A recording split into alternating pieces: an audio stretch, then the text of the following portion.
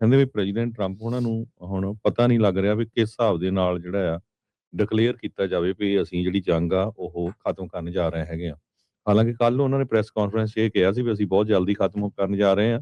ਪਰ ਅੱਜ ਸਵੇਰੇ ਜੋ ਪੀਟ ਹੈਗਸਥ ਹੈਗੇ ਆ, ਜਿਹੜੇ ਡਿਪਾਰਟਮੈਂਟ ਆਫ ਵਾਰ ਦੇ ਸੈਕਟਰੀ, ਉਹਨਾਂ ਨੇ ਇਹ ਕਿਹਾ ਵੀ ਯੂਐਸ ਆਪਣੀ ਮਰਜ਼ੀ ਦੇ ਨਾਲ ਆਪਣੇ ਟਾਈਮ ਦੇ ਉੱਤੇ ਜਿਹੜੀ ਆ ਜੰਗ ਆ ਉਹ ਖਤਮ ਕਰੂਗਾ।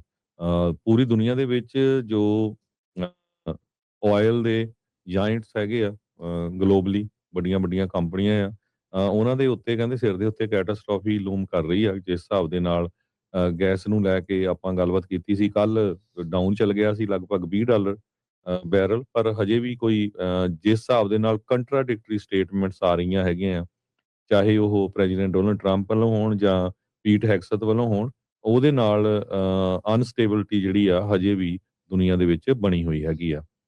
ਮੁਜਤਬਾ ਖਮੈਨੀ ਜੋ ਇਰਾਨ ਦੇ ਅਗਲੇ ਲੀਡਰ ਹੈਗੇ ਆ, ਉਹਨਾਂ ਨੂੰ ਅਲੀ ਖਮੈਨੀ, ਉਹਨਾਂ ਦੇ ਆਇਤੁੱਲਾ ਅਲੀ ਖਮੈਨੀ ਦੀ ਜਗ੍ਹਾ ਦੇ ਉੱਤੇ ਚੁਣਿਆ ਗਿਆ ਹੈਗਾ ਆ।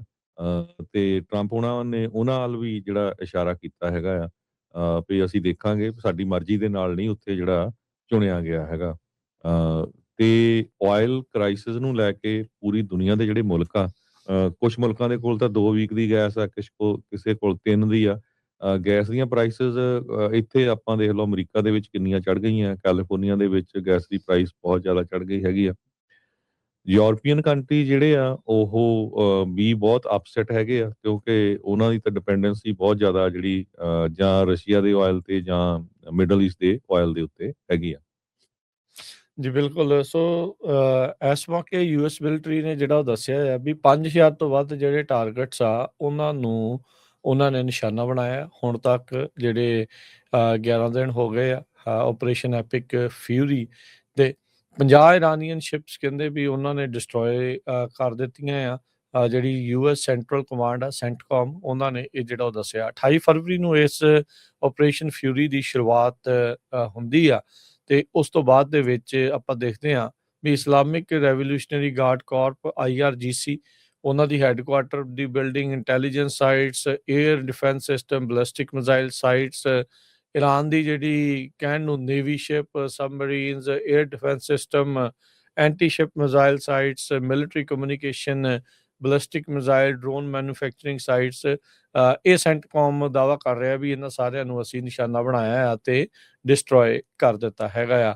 ਸੇਮ ਉਸੇ ਤਰੀਕੇ ਦੇ ਨਾਲ ਇਹ ਜਿਹੜਾ ਉਹ ਦਾਅਵਾ ਆ, ਜਦੋਂ ਪਿਛਲੇ ਸਾਲ ਜੂਨ ਮਹੀਨੇ ਦੇ ਵਿੱਚ ਕਹਿੰਦੇ ਸੀਗੇ ਵੀ ਨਿਊਕਲੀਅਰ ਪ੍ਰੋਗਰਾਮ ਨੂੰ ਟੋਟਲੀ ਖਤਮ ਕਰ ਦਿੱਤਾ। ਇਸ ਵਾਰ ਲੜਾਈ ਦੇ ਵਿੱਚ ਕਿਉਂ ਗਏ ਆ, ਅਜੇ ਤੱਕ ਕੋਈ ਸਟੇਬਲ ਆਨਸਰ ਨਹੀਂ ਮਿਲ ਰਿਹਾ। ਮਲਟੀਪਲ ਆਨਸਰ ਨੇ, ਡਿਪੈਂਡ ਕਰਦਾ ਕਿੱਦਣ ਕੀ ਜੀ ਜਿਹੜਾ ਉਹ ਕਰ ਰਿਹਾ। ਵਾਈਟ ਹਾਊਸ ਦੀ ਪ੍ਰੈਸ ਸਕੱਤਰ ਜਿਹੜੀ ਆ ਕੈਰੋਲਿਨ ਲਵਿਟ, ਉਹਨੇ ਇਹ ਕਿਹਾ ਸੀਗਾ ਵੀ ਟਰੰਪ ਹੁਣਾਂ ਨੂੰ ਲੱਗ ਰਿਹਾ ਸੀ ਹੀ ਫੈਲਟ ਲਾਈਕ ਇਹ ਨਵੀਂ ਤਰ੍ਹਾਂ ਦੀ ਇੰਟੈਲੀਜੈਂਸ ਆ, ਵੀ ਉਹਨਾਂ ਨੂੰ ਫੀਲਿੰਗ ਆ ਰਹੀ ਸੀਗੀ ਵੀ ਸ਼ਾਇਦ ਉਹ ਹਮਲਾ ਕਰ ਸਕਦੇ ਸੀਗੇ।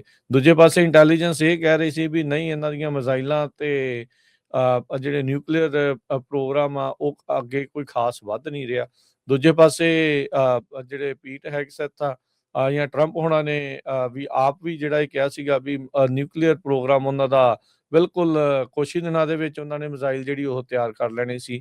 ਜੇ ਅੱਜ ਵੀ ਈਰਾਨ ਦੀ ਦੇਖਿਆ ਜਾਵੇ, ਉਹਨਾਂ ਦੀਆਂ ਸਟਾਕ ਪਾਈਲ ਦੇ ਵਿੱਚ ਕਹਿੰਦੇ ਦੇਖਿਆ ਜਾਵੇ ਤਾਂ ਕੋਈ ਵੀ ਅਜਿਹੀ ਮਿਜ਼ਾਈਲ ਨਹੀਂ ਆ ਵੀ ਜਿਹੜੀ ਅਮਰੀਕਾ ਤੱਕ ਜਿਹੜੀ ਉਹ ਪਹੁੰਚ ਸਕਦੀ। ਹਾਂ, ਅਮਰੀਕਾ ਨੇ ਜਿਹੜੇ ਈਰਾਨ ਦੇ ਇਰਦ ਗਿਰਦ ਇਜ਼ਰਾਈਲ ਦੀ ਸਹਾਇਤਾ ਲਈ ਜਾਂ ਮਿਡਲ ਈਸਟ ਦੇ ਉੱਤੇ ਕੰਟਰੋਲ ਕਰਨ ਦੇ ਲਈ ਜਿਹੜੇ ਆਪਣੇ ਅੱਡੇ ਬਣਾਏ ਆ, ਮਿਲਟਰੀ ਅੱਡੇ ਬਣਾਏ ਹੋਏ ਆ, ਹਾਂ ਉੱਥੇ ਤੱਕ ਜਿਹੜੀ ਉਹਨਾਂ ਦੀਆਂ ਮਿਜ਼ਾਈਲਸ ਦੀ ਮਾਰ ਹੈਗੀ ਆ, ਜੋ ਕਿ ਇਸ ਵਾਰ ਈਰਾਨ ਵਾਲਿਆਂ ਨੇ ਉੱਥੇ ਨੁਕਸਾਨ ਵੀ ਜਿਹੜਾ ਉਹ ਪਹੁੰਚਾਇਆ। ਤਾਂ ਹੀ ਆਪਣੇ 7 ਅਮਰੀਕੀ ਜਿਹੜੇ ਮੈਂਬਰਸ ਆ, ਸਰਵਿਸ ਮੈਂਬਰਸ ਆ, ਉਹਨਾਂ ਦੀ ਮੌਤ ਹੋਈ ਆ।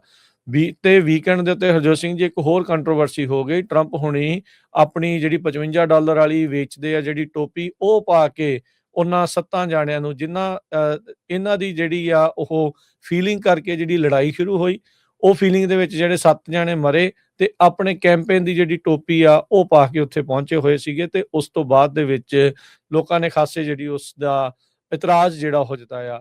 ਫੌਕਸ ਨਿਊਜ਼ ਵਾਲਿਆਂ ਨੇ ਤਾਂ ਕਹਿੰਦੇ ਵੀ ਉਦੋਂ ਹੱਦ ਕਰ ਦਿੱਤੀ। ਪੁਰਾਣੀ ਫੁਟੇਜ ਟਰੰਪ ਹੁਣਾਂ ਦੀ ਜਿਹੜੀ ਉਹ ਦਿਖਾ ਦਿੱਤੀ, ਜਿਸ ਦੇ ਵਿੱਚ ਉਹਨਾਂ ਦੇ ਸਿਰ ਦੇ ਉੱਤੇ ਕੋਈ ਟੋਪੀ ਨਹੀਂ ਸੀਗੀ, ਤੇ ਫਿਰ ਅਗਲੇ ਦਿਨ ਉਹਨਾਂ ਨੂੰ ਮਾਫੀ ਵੀ ਮੰਗਣੀ ਪਈ।